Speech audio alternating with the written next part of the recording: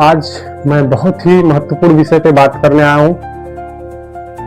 देश में एक कानून आई है यूजीसी। तो आज मैं यूजीसी के बारे में आप सबके बीच में बात करने आया हूँ और मैं चाहूँगा इस वीडियो को आप लोग पूरा देखिए, क्योंकि जो यूजीसी कानून बना है जिसका कुछ लोग विरोध कर रहे हैं कि यह कानून गलत है, तो मैं उनको आज प्रूफ के साथ बताऊंगा यह कानून क्यों सही है। और अगर यह कानून बहुत पहले होता तो आज मैं कहीं और होता का मतलब कहीं नौकरी कर रहा होता, शायद सरकारी नौकरी कर रहा होता या कुछ भी कर रहा होता, लेकिन कहीं अच्छी जगह पे होता। क्यों? क्योंकि मैं इसका शिकार हुआ हूँ। अब बात करते हैं क्यों।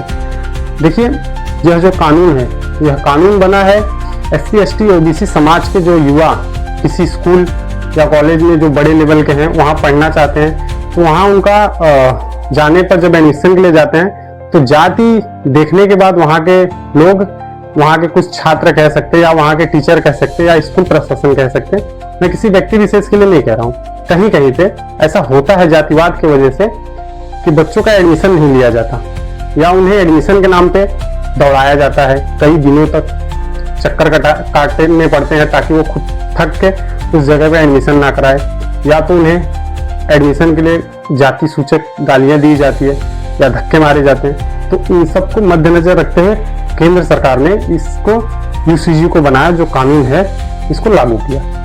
अब जो इसका विरोध कर रहे हैं उनको मैं बताना चाहता हूँ। मैं नेशनल इंटर कॉलेज में सन 2016 में हाई स्कूल में एडमिशन कराया था और मैं वहां पे तो एडमिशन 9th में ही कराया था। और 9th में जो मैं एडमिशन कराया था तो मैं एडमिशन सिर्फ इसलिए कराया था क्योंकि मेरा टारगेट था कि मैं वहां पे जाके 9th से एनसीसी, जो कि बच्चों के लिए ये माना जाता है कि अगर जो बच्चा एनसीसी किया रहेगा ABC सर्टिफिकेट रखा रहेगा, अगर C सर्टिफिकेट जिसके पास होता है तो इंडियन आर्मी में उसका GD में पेपर नहीं होता है या कुछ नंबर का छूट मिलता है, ऐसा भी कह सकते हैं। तो मैं वहां पे गया था एडमिशन के लिए, एडमिशन लेने नेशनल इंटर कॉलेज भदोही में।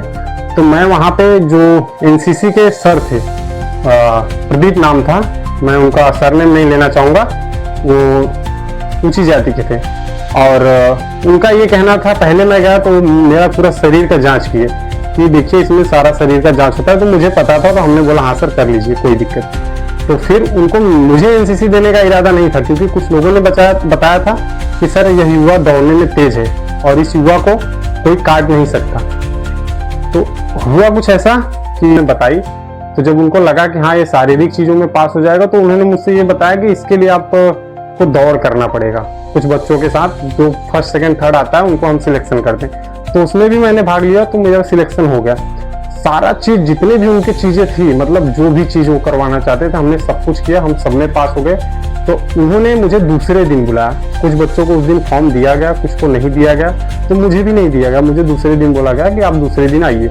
मैं वहां पे गया नेशनल इंटर कॉलेज में, तो वहां पे एक एक बच्चों से बात की गई। अब लोगों से क्या बात की गई मुझे नहीं पता, लेकिन मुझसे यह बात की गई कि देखिए एनसीसी मिलना बहुत हार्ड काम है आज के डेट में, और आपको एक ही शर्त पे मिलेगा कि 5000 रुपए लगेंगे।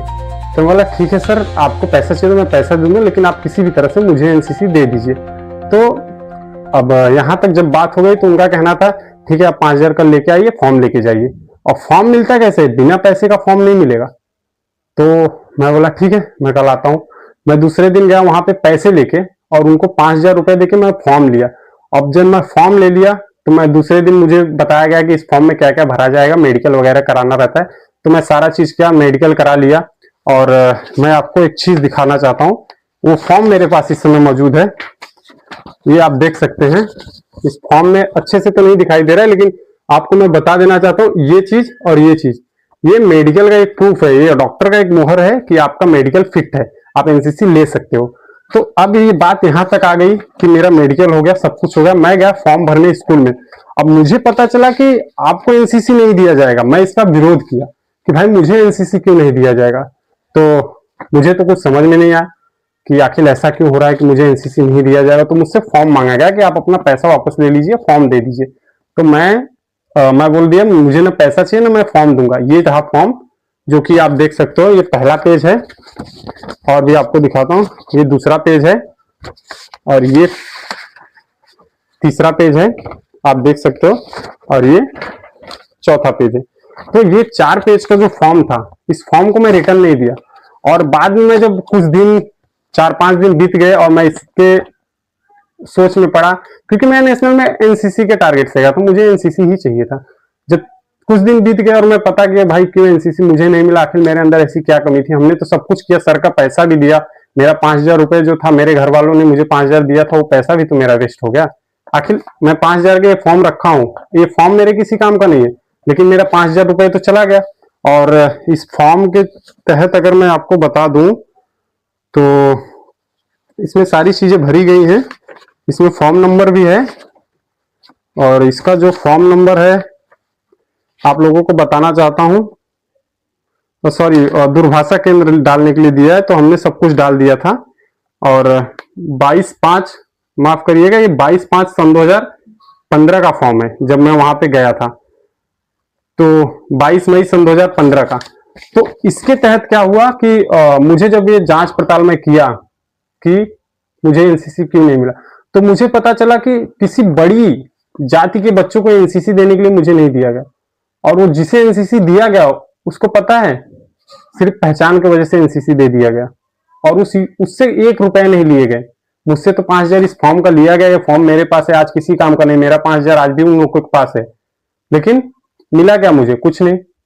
विरोध कर रहा है, वो लोग विरोध कर रहे हैं जो हिंदू राष्ट्र के लिए चिल्लाते हैं। देखिए, जाति धर्म को साइड में रखिए, अगर समानता लाना है तो आपको जिसके सम्मान की बात संविधान द्वारा की जा रही है उसको मानिए। और यह हक अधिकार संविधान ने हमें दिया है कि हम हर जगह बराबरी का हक पा सकें, और हमारा शोषण होता रहा है। और आज जब यह कानून लागू हुआ तो उन लोगों को चिंता ज्यादा हो रही जो हम जैसे समाज के लोगों का शोषण करते हैं।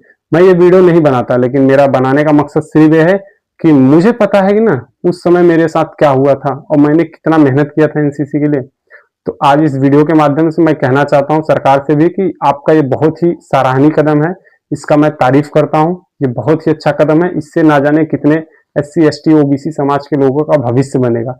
और इससे खतरा किसी को नहीं है, खतरा सिर्फ वो महसूस कर रहा है जो SC ST समाज के लोगों को डरा के रखता था, जो चाहता था कि इनके बच्चे ना पढ़ पाए, और जो स्कूल प्रशासन, टीचर ये चाहते थे कि इनका एडमिशन सही जगह पे ना हो पाए। तो मैं बस यही कहना चाहता हूं कि देखिए, कोई गलत नहीं है। अगर आज मुझे एनसीसी मिला होता तो शायद मैं कहीं और होता, क्योंकि हमने कई बार आर्मी में ट्राई किया, हमारा रेस भी निकला है, तो हमने बहुत कुछ झेला है।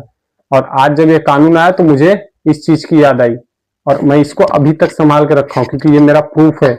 और मैं आज नहीं, कल नहीं, परसों, जब भी भविष्य में चाहूंगा ना, तो जो ऐसे टीचर्स हैं जिन्होंने इस चीज को मुझे थमाया 5,000 रुपए देके, मैं उनके ऊपर कार्रवाई भी कर सकता हूं। क्योंकि मेरे पास ये है, ये फॉर्म उसी को दिया जाता है जो एनसीसी लेने लायक होता है, जो दौड़ पास करता है, और ये फ्री में नहीं दिया गया है, इसके 5,000 रुपए मैं चुकाया हूं। तो आज मैं इसीलिए सिर्फ आप लोगों के बीच में आया कि मैं आपको ये सारी बातें कर सकूं और आपको बता सकूं कि मैं इस कानून के समर्थन में हूं। और अगर किसी को लगता है ऐसा शोषण नहीं होता तो मैं उसका सबूत हूं, मैं जीता जागता सबूत हूं, मैं उसका भुक्तभोगी हूं। और मुझे बखूबी पता है कि यह कानून से देश में कितने लोगों को फायदा होगा।